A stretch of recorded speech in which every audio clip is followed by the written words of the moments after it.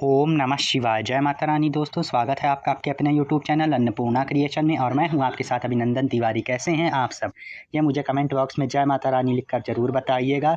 इन बार के चैत्र नवरात्र में आके माता रानी आप सभी की झोली खुशियों से भर दें, आप सभी का कल्याण करें।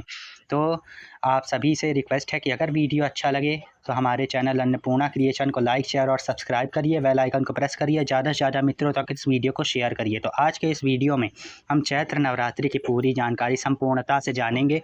किस तिथि से नवरात्रि शुरू हो रही है और किस दिन नवरात्रि का समापन होगा, और दिन व तारीख, पूजा का शुभ मुहूर्त, किस दिन कलश स्थापना होगी और कन्या पूजन और हवन किस दिन किया जाएगा। तो वीडियो शुरू करने से पहले हम माता रानी का जयकारा लगाते हुए इस वीडियो की शुरुआत करते हैं। बोलो जयकारा शेरों वाली दा, बोलो साचे दरबार की जय, जगत कल्याणी अम्बे मैया की जय। तो इस बार चैत्र नवरात्रि 30 मार्च को शुरू हो रही है और इसी दिन हम सभी का नव संवत्सर शुरू होगा, क्योंकि ब्रह्मा जी ने चैत्र मास के शुक्ल पक्ष के प्रतिपदा को ही सृष्टि की रचना आरंभ करी थी। तो इस दिन हम सभी सनातन धर्मी इस दिन को माँ भगवती की आराधना करके महाउत्सव के रूप में मनाते हैं, घर में ध्वजा फहराते हैं और माँ की स्थापना करके 9 दिनों के इस उत्सव का शुभारंभ करते हैं। तो इस बार चैत्र मास के शुक्ल पक्ष की प्रतिपदा से नवरात्रि शुरू होगी। नवरात्रि में माँ भगवती के 9 स्वरूपों की पूजा आराधना की जाती है। बसंत ऋतु में आने वाली नवरात्रि की वजह से इसे चैत्र और वासंती नवरात्रि कहा जाता है। चैत्र नवरात्रि का कई शुभ योगों में शुरू हो रही है, लेकिन इस बार नवरात्रि 9 दिन की ना होकर केवल 8 दिन ही मनाई जाएगी। तो 8 दिन इस बार इसलिए नवरात्र मनाई जाएगी क्योंकि चैत्र मास के शुक्ल पक्ष की प्रतिपदा तिथि 30 मार्च को है। इस वजह से नवरात्रि रविवार से शुरू होगी। पहले दिन माँ शैलपुत्री की पूजा और घट स्थापना के साथ नव दुर्गा की आराधना शुरू हो जाएगी और 31 मार्च को एक ही दिन लग रही है, इसलिए तृतीया तिथि क्षय हो रही है। इस कारण चैत्र नवरात्रि 8 दिन ही व्रत रखा जाएगा। देखिए किस दिन कौन सा व्रत रखा जाएगा। तो 30 मार्च को प्रतिपदा के साथ घट स्थापना के साथ माँ के 9 स्वरूपों की आराधना शुरू होगी। इस दिन माँ शैलपुत्री की पूजा आराधना की जाएगी।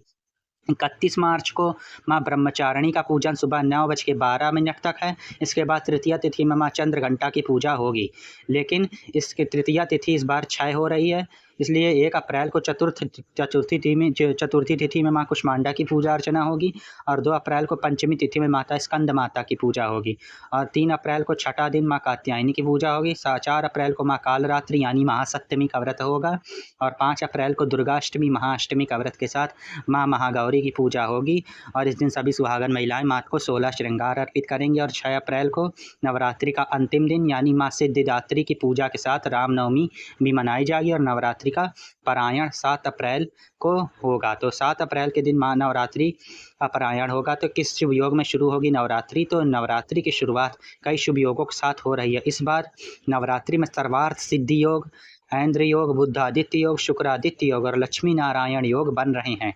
ये लाभदायक और उन्नतिकारक योग हैं। माँ दुर्गा के भक्ति भाव से पूजा करके आप इन शुभ योगों में अपने जीवन में सुख समृद्धि प्राप्त कर सकते हैं।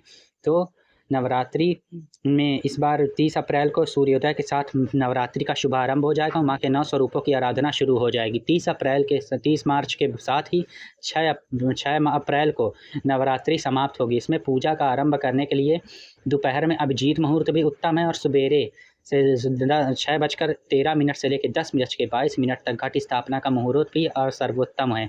तो सुबह 6:13 से 10:22 तक कलश स्थापना का एक मुहूर्त है और दूसरा मुहूर्त दोपहर में 12 बजे से लेकर 1:30 बजे के मध्य बताया जा रहा है। इस बार नवरात्रि का शुभारंभ रविवार से हो रहा है, इसलिए रविवार होने के कारण माँ दुर्गा का आगमन हाथी पर होगा। ये माता का गजलक्ष्मी अवतार कहलाएगा, जो कि हम सभी भक्तों के लिए शुभ और मंगलकारी होगा। माता हाथी पर सवार होकर आना अत्यंत शुभ होता है। हाथी को शांति और शुभता का प्रतीक माना जाता है।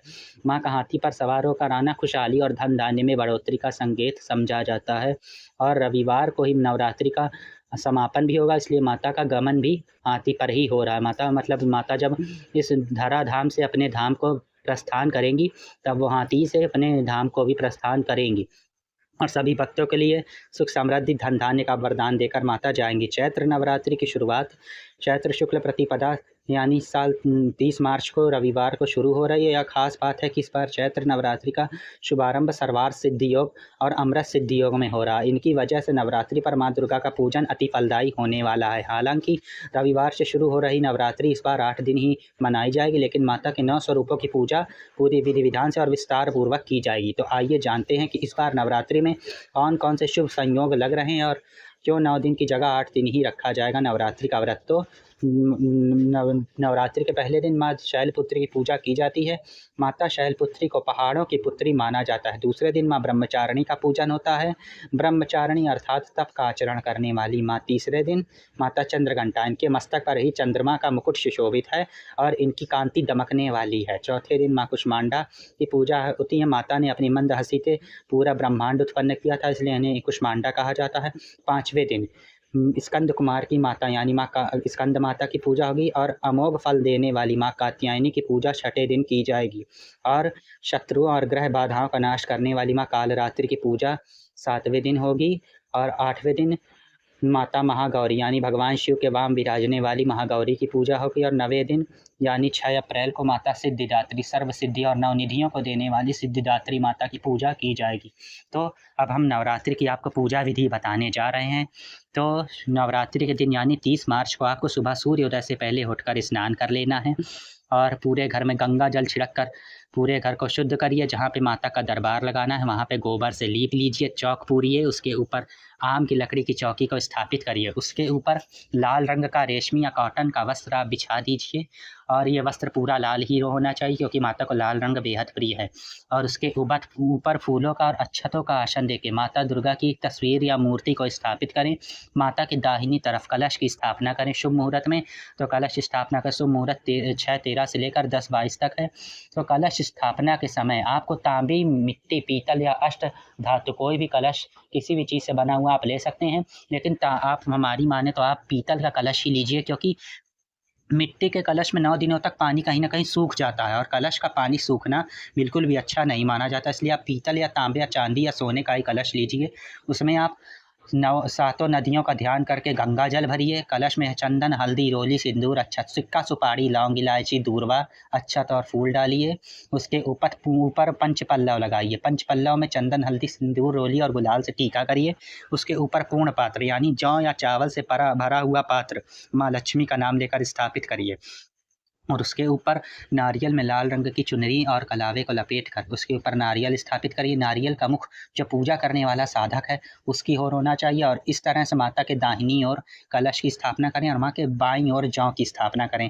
नवरात्रि में जौ की खेती करे बिना ये पूजा अधूरी मानी जाती है और जयंती हरी जवारों को माता का रूप माना जाता है। हमारे जवारे जितने हरे भरे होते हैं उतना माता प्रसन्न होती हैं। तो माता के बाईं ओर जवारे रोपें। जवारे रोपने के लिए मिट्टी या पीतल का पात्र आप ले सकते हैं। उसमें पहले पात्र की अच्छे से शुद्ध कर लीजिए, गंगा जल छिड़क के उसमें रोली से सतिया बनाइए, थोड़े से अच्छा छिड़किए, फिर उसमें माता का नाम लेके मिट्टी और बालू को भरिए और उसमें 7 अनाज यानी सप्त धान्य बोइए। और सप्त धान्य नहीं है तो केवल आप जौ या गेहूँ भी बो सकते हैं। माता लक्ष्मी जी का नाम लेके उसमें पहले लक्ष्मी जी का नाम लेके गेहूँ डालिए, उसके बाद उसमें जौ रोपिए। जौ छिड़कने के बाद उसमें आप फिर से ऊपर हल्की हल्की मिट्टी छिड़क दीजिए और याद रहे मिट्टी हमें ज़्यादा कस के नहीं करनी है, मतलब कि जवारों का अगर सांस लेने की जगह नहीं मिलेगी तो अच्छे से अंकुरित नहीं होंगे। तो हमें हल्की हल्की ही मिट्टी छिड़कनी है। उसके बाद उनमें हमें जल का छिड़काव करके उसको हमें, अगर आपके घर में चूहे आदि की समस्या है तो जवारे के ऊपर आप कोई डलिया या प्लेट टाइप ढक सकते हैं। उसके बाद माता के बाईं और जवारों की स्थापना करें। इसके बाद हमें पूजा का संकल्प लेकर माँ को पूजा में आवाहन करना है। आवाहन करते समय हमें एक मंत्र बोलना है, ओम जयंती मंगला काली भद्रकाली कृपालिनी दुर्गा क्षमा शिवा धात्री स्वाहा स्वधा नमोस्तुते। इस मंत्र से हमें माता का पूजन में आवाहन करना है और उनसे कहना है कि हे माँ, आज से आपके इस 9 दिनों के उत्सव का शुभारंभ हो रहा है। आकर हमारे घर में विराजमान होइए और हमारी पूजा को निर्विघ्न संपन्न करिए और हम पे अपनी कृपा दृष्टि बनाए रखिए। हमारा व्रत आपकी कृपा से पूरी तरह से पूरा हो और आपकी कृपा हमारे घर में बनी रहे। आपकी कृपा से हमारे घर में धन धान्य की बढ़ोतरी हो। इसी शुभकामना के साथ माता को आमंत्रित करना है। अब सबको सर्वप्रथम गणेश जी को स्नान कराइए, नवग्रह को स्नान कराइए, षोडश मातृका अगर बनाई हैं तो षोडश मातृकाओं को स्नान कराइए, कलश पर जल छिड़किए, फिर माता के विग्रह पे जल छिड़किए। अगर आपके पास माता की तांबे या पीतल की मूर्ति है तो उन्हें पंचामृत से स्नान कराइए। उसके बाद माता को लाल रंग की चूनर अर्पित करिए, माता को 16 श्रृंगार अर्पित करिए। उसके बाद चंदन, हल्दी, रोली, सिंदूर, अक्षत, अष्टगंध से माता का और सभी देवी देवताओं का तिलक करिए। उसके बाद गणेश जी को दूर्वा फूल चढ़ाइए। माता को बेलपत्र और गुड़हल के फूल मिल जाए तो सर्वोत्तम होगा। नवरात्र में हमें 9 दिन माता को गुड़हल का फूल अवश्य अर्पित करना चाहिए। कोई फूल मिल पाए या ना मिल पाए, हमें गुड़हल का फूल अवश्य चढ़ाना चाहिए। और कमल के फूल भी आपको मिल जाए तो इससे भी माता बहुत प्रसन्न होती हैं। और माता को कमल का फूल अर्पित करने से हमें माँ लक्ष्मी की प्राप्ति होती है। तो माता को हमें गुड़हल और कमल के पुष्प जरूर चढ़ाने चाहिए। उसके बाद माता को पुष्पों का हार अर्पित करिए। उसके बाद माता को फल अर्पित करिए। फल में आप केला, संतरा, सेब, अमरूद कुछ भी ले सकते हैं। उसके बाद 5 प्रकार के फल हमें पूजा में अर्पित करना बताया गया है। लेकिन अगर आपके पास 5 प्रकार के फल उपलब्ध नहीं है तो आप 2 प्रकार के फल भी चढ़ा सकते हैं। उसके बाद माता की पूजा में लौंग बताशे का भोग जरूर लगाना चाहिए, क्योंकि लौंग बताशे का भोग माता को अति प्रिय है। लौंग बताशे का भोग लगाइए उसमें, और उसके बाद 5 सुपारी, लौंग, इलायची का एक बीड़ा माता को अर्पित करिए। उसके बाद माता के सामने जो भी आपने मिठाई लाई है या फिर घर में खीर बनाई है तो उसका भोग लगाइए। उसके बाद भोग लगाने के बाद हमें माता का दुर्गा सप्तशती का अगर आप पाठ करते हैं तो पूरा नियम विधि से हमें इस पाठ को करना चाहिए। माता की दुर्गा सप्तशती के पाठ करने के बाद अब अगर ये पाठ नहीं करते, दुर्गा चालीसा, विंध्येश्वरी चालीसा या फिर नव दुर्गा पाठ कुछ भी पाठ कर सकते हैं। नवरात्र में माँ के 9 स्वरूपों की व्रत कथा भी आप पढ़ सकते हैं। और जो भी आपने पाठ किया है उसके करने के बाद 108 बारी नवाण मंत्र का जप करिए। नवाण मंत्र के जप के बाद हमें हवन करना होता है। नवरात्रि पूजन में हवन अनिवार्य होता है और हवन के बिना ये पूजा अधूरी मानी गई है। तो आप पहले गाय के गोबर से बना हुआ एक उपला मिट्टी के पात्र में सुलगा लीजिए, उसमें उसकी पूजा करिए अग्निदेव की। अग्निदेव का आवाहन करके उसमें चंदन, हल्दी, रोली, सिंदूर अच्छा से अग्नि का पूजन करिए। उसमें घी की आहुति दीजिए। गणेश जी की 5 आहुति घी की दीजिए। उसके बाद उसमें माता और परिवार के जितने सदस्य हैं उनके नाम से एक लौंग का 2 जोड़ा अर्पित करिए। लौंग के जोड़े अर्पित करने के बाद हवन सामग्री से आप आहुति दीजिए। माता का कोई भी मंत्र यानी ओम ऐं ह्रीं क्लीं चामुंडाय विशेष नवाण मंत्र से जप करते हुए 5, 9, 11 या 21 बार आप आहुति दीजिए। उसके बाद जो भी प्रसाद आपने चढ़ाया, पंचमेवा और लौंग बताशे का भोग भी हवन में अर्पित करिए। हवन को संपन्न करके उसके हवन के आसपास जल का घेरा लगा के हवन को अचवा दीजिए। उसके बाद हवन संपन्न होने के बाद माता की आरती करिए। आरती में आप पहले गणेश जी की आरती करिए। उसके बाद माता की ओम जय अम्बे गौरी मैया, जय श्यामा गौरी, तुमको निश दिन सेवत हरि ब्रह्मा शिवरी, ओम जय अम्बे गौरी। इस आरती से माता की आरती सबसे सर्वोत्तम ये आरती नवरात्रि पूजन में बताई गई है। अगर ये आरती आपको नहीं आती है तो अम्बे तू है जगदम्बे काली, जय दुर्गे खप्पर वाली, तेरे ही गुण गावे भारती, ओ मैया हम सब उतारे तेरी आरती। इस आरती से भी आप माता की स्तुति कर सकते हैं। अगर ये भी नहीं आती तो माता का एक लघु मंत्र है, या देवी सर्वभूतेषु माँ शक्ति रूपेण संस्थिता, नमस्तस्यै नमस्तस्यै नमस्तस्यै नमो नमः। इस मंत्र से माता की स्तुति करके आप आरती संपन्न करिए। आरती के बाद घर के जितने सदस्य हैं सब माता की आरती करें और सब लोग आरती ले लें। और आरती को कभी भी खाली हाथ नहीं लिया जाता है। तो आरती में कुछ भी आप फूल, दक्षिणा या फिर कुछ भी मीठा डालकर ही आरती लीजिए। आरती सभी के अपने मस्तक के ऊपर आरती की ऊर्जा को लेना चाहिए। आरती होने के बाद अपने आसन पे 5 या 7 बारी परिक्रमा कर लीजिए। और उसके बाद अंत में माता से अगर आप सुहागन है तो सुहाग विधि करनी होती है। सुहाग विधि में 7, 11, 21 बारी माता के मस्तक पर सिंदूर लगाइए और उसके बाद उसे अपनी मांग में संजो लीजिए। इस तरह से हमें सुहाग विधि संपन्न करने के बाद हाथों में अक्षत, पुष्प और कुछ दक्षिणा लेके अंत में क्षमा प्रार्थना करनी होती है। तो क्षमा प्रार्थना करते समय हम एक मंत्र बोलेंगे, मंत्रहीन, भक्तिहीन, विधिहीन, क्रियाहीन, गतिहीनम जनार्दनम यत् पूजनम मया देवी क्षमो मम परमेश्वरम, आवाहन ना जानामि विसर्जनम, पूजन चैवम ना जानामि क्षमो मम परमेश्वरम। अर्थात हमें इस भाव से पूजा करनी है कि माँ आपकी महिमा अपरंपार है। आपकी महिमा को ब्रह्मा, विष्णु और शिव भी नहीं आपसे पार पा सकते। तो माँ हम तो आपके साधारण से बच्चे हैं, जो भी भूल चूक हमसे हो गई हो माँ हमें पूजा में भूल चूक समझ के क्षमा करिए। आप अत्यंत दयालु हैं, आप सब पे कृपा बरसाती हैं। हमारी भूल चूक को क्षमा करिए, हमारी पूजा को स्वीकार करिए। माँ हमारे भाव सच्चे हैं, इन्हें हमें प्रकट करने की कोई आवश्यकता नहीं, क्योंकि आप अंतर्यामी हैं, सब कुछ बिना कहे समझ जाती हैं। और इतना कह के माता के चरणों में अक्षत पुष्प को छोड़ दीजिए। इस तरह से क्षमा प्रार्थना संपन्न हुई। और भैया पूजा संपन्न होने के बाद आसन के नीचे का जल उठाकर अपने माथे पर 2 बारी लगा दीजिए, ओम इंद्राय नमः कह के। तो इस तरह नवरात्रि की पूजा बहुत ही आसान विधि से संपन्न होती है। तो प्रतिपदा के दिन थोड़ा-सा समय लग जाता है क्योंकि कलश स्थापना होती है और एक बारी कलश स्थापना हो जाने के बाद दूसरे दिन से हमारी पूजा सरल हो जाती है। तो हमें सुबह और शाम दोनों टाइम माता के सामने आरती और उनका पाठ ज़रूर करना होगा, कुछ भी हो जाए। शाम के समय भी आप पूजा से पहले एक बारी स्नान ज़रूर कर लीजिए, क्योंकि सुबह पूजा करने के बाद हम कहीं बिस्तर में बैठ जाते हैं या फिर कहीं इधर-उधर बैठ जाते हैं, तो कहीं न कहीं अशुद्ध हो जाते हैं हमारे वस्त्र। तो शाम के समय भी एक समय हमें स्नान करके शुद्ध पानी से, क्योंकि अब गर्मी का मौसम है, ठंडक भी नहीं, तो आप सभी स्नान कर सकते हैं।